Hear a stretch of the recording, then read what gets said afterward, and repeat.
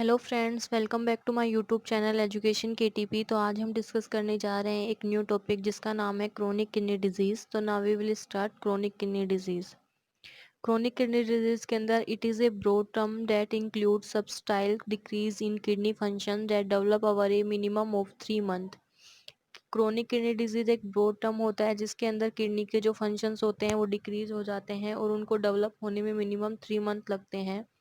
But in acute kidney disease या फिर injury functions are decrease in less than 3 month. लेकिन acute kidney injury के अंदर only 3 month से पहले ही ये फंक्शंस होते हैं जो किडनी के वो डिक्रीज हो जाते हैं। ग्लोमेरुलस फिल्ट्रेशन रेट होती है वो लेस देन 90 ml पर मिनट होती है। One of the most common cause of chronic kidney disease is hypertension. तो मेन कोर्स होता है क्रोनिक किडनी डिजीज का वो होती है हाइपरटेंशन। तो हम देखते हैं कि हाइपरटेंशन उसको कैसे इफेक्ट करती है। तो in hypertension the kidneys artery wall thicken and that result in a narrow lumen means less blood and oxygen get deliver to the kidney. Result ischaemic injury to the nephrons glomerulus. Hypertension में kidney artery की wall होती है, thickened होती है, जिसकी वजह से lumen narrow होती है और लेस ब्लड और ऑक्सीजन होता है लेस मात्रा में या फिर लेस अमाउंट में किडनी को डिलीवर होता है, जिसकी वजह से इस्केमिक इंजरी हो जाती है। Another most common cause of chronic kidney disease is diabetes, मतलब excessive glucose in the blood. Our many years process of glomerulus once again dismiss the nephron's ability to filter the blood and leads to chronic kidney disease।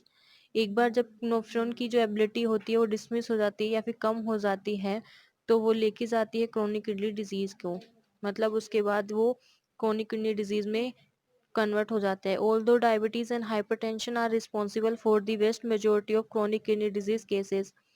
कि chronic kidney disease के main cause में diabetes और hypertension होते हैं जो mainly responsible होते हैं chronic kidney disease के लिए। Next move, there are other systematic disease like lupus and rheumatoid arthritis can also cause glomerulosclerosis. उसके बाद other causes of chronic kidney disease के अदर कोजेज के अंदर फर्स्ट है include infection like HIV, second है medication like NSAIDs और third है toxin like तंबाकू। उसके बाद नेक्स्ट मूव करते हैं कॉम्प्लिकेशन की। जो क्रोनिक किडनी डिजीज होते हैं उसके अंदर कॉम्प्लिकेशन क्या होते हैं। कॉम्प्लिकेशन के अंदर फर्स्ट है इलेक्ट्रोलाइट अबनॉर्मलिटी हो जाती है, सेकंड है टॉक्सिन बिल्डअप हो जाता है, थर्ड है हाइपरटेंशन और फोर्थ है वीक बोन।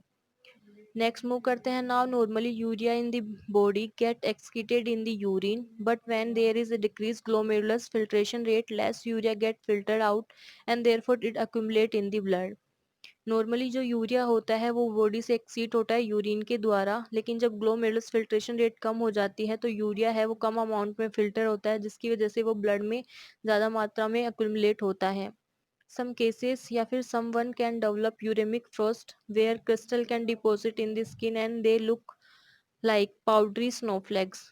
कुछ लोगों के अंदर जो यूरी मतलब यूरिया है वो ब्लड के अंदर एक्यूमुलेट हो रहा है, जिसकी वजह से यूरेमिक फिस्ट बनते हैं जहाँ पे उसके जो क्रिस्टल डिपॉजिट हो जाते हैं स्किन के अंदर और दे लुक लाइक पाउडरी स्नोफ्लेक्स, मतलब कि जैसे पसीना आता है तो उसके अंदर एक वाइट वाइट पाउडर सा अपन को नजर आता है, वो यूरिया होता है मेनली।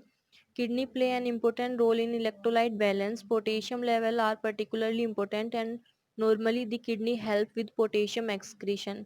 किडनी होती है वो इलेक्ट्रोलाइट के बैलेंस में मेन रोल प्ले करती है पोटेशियम के लेवल में पर्टिकुलरली, और normally the help kidney with potassium के एक्सक्रीशन में किडनी हेल्प करती है कि बॉडी में ओनली बैलेंस रहे इलेक्ट्रोलाइट का, तो जो ज़्यादा अमाउंट में पोटेशियम होता है उसको एक्सक्रीट कर देती है। In chronic kidney disease just like urea less potassium is excreted.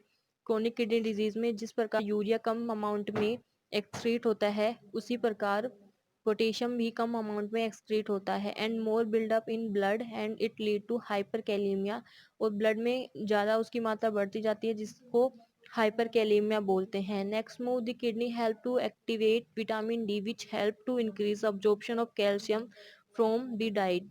जो किडनी होती है वो विटामिन डी को एक्टिवेट करती है जिसकी वजह से वो अपने भोजन से कैल्शियम का अब्जॉर्ब करने में अपन को हेल्प करता है। In chronic kidney disease they are less activate vitamin D, so less calcium is absorbed into blood resulting in hypokalemia, low calcium level। Chronic kidney disease में कम विटामिन डीएक्टिवेट होता है, जिसकी वजह से कैल्शियम का अब्जॉर्प्शन ब्लड में नहीं हो पाता, जिसकी वजह से हाइपोकैलेमिया मतलब कि low calcium level. Then parathyroid hormone is release causing the bones to loss calcium, जिससे पैराथायरॉयड हार्मोन रिलीज होता है और बोन्स में कैल्शियम का लेवल कम होता है। In chronic kidney disease the following glomerulus filtration rate lead to more and more renin secretion which lead to hypertension. In chronic kidney disease, because of low erythropoietin level, lowered production of RBC and ultimately anemia. erythropoietin होता है वो mainly RBC के production को increase करता है या फिर help करता है उसके प्रोडक्शन को, तो लेकिन जब इसका लेवल कम होता है तो आरबीसी का प्रोडक्शन का लेवल भी कम हो जाता है, जिसकी वजह से अल्टीमेटली एनीमिया हो जाता है। नाउ मूव ऑन डायग्नोसिस की, इसको डायग्नोसिस कैसे करेंगे, तो डायग्नोसिस के लिए ब्लड एंड यूरिन टेस्ट होगा।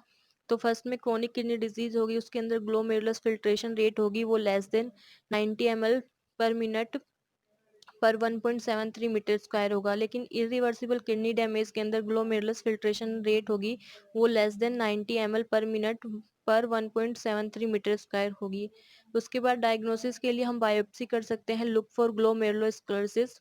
उसके बाद डायग्नोसिस के बाद हम देखते हैं कि इसका ट्रीटमेंट क्या होगा, कि ट्रीटमेंट के लिए अपन क्या करेंगे। तो ट्रीटमेंट के लिए मैनेज अंडरलाइन कोज, ट्रीटमेंट के लिए जो भी यहाँ पे ऊपर कोज अपन ने डिस्कस किए हैं उनको फर्स्ट ऑफ ऑल तो उनको मैनेज करेंगे ताकि डिजीज हो ही ना। उसके बाद इन सेवरिक सिचुएशन डायलिसिस और kidney transplant might be needed. लेकिन जब कंडीशन सेवरे हो गई मतलब क्रोनिक डिजीज हो गई है तो उसके अंदर हम डायलिसिस और kidney transplant might be needed, जरूरत के अकॉर्डिंग किडनी का ट्रांसप्लांट भी अपन कर सकते हैं। तो आज का ये टॉपिक क्रोनिक किडनी डिजीज हम यहीं समाप्त करते हैं। आपको वीडियो कैसा लगा प्लीज़ कमेंट बॉक्स में ज़रूर शेयर करें और हमारे चैनल एजुकेशन केटी की वो सब्सक्राइब करें एंड शेयर करें। Thank you.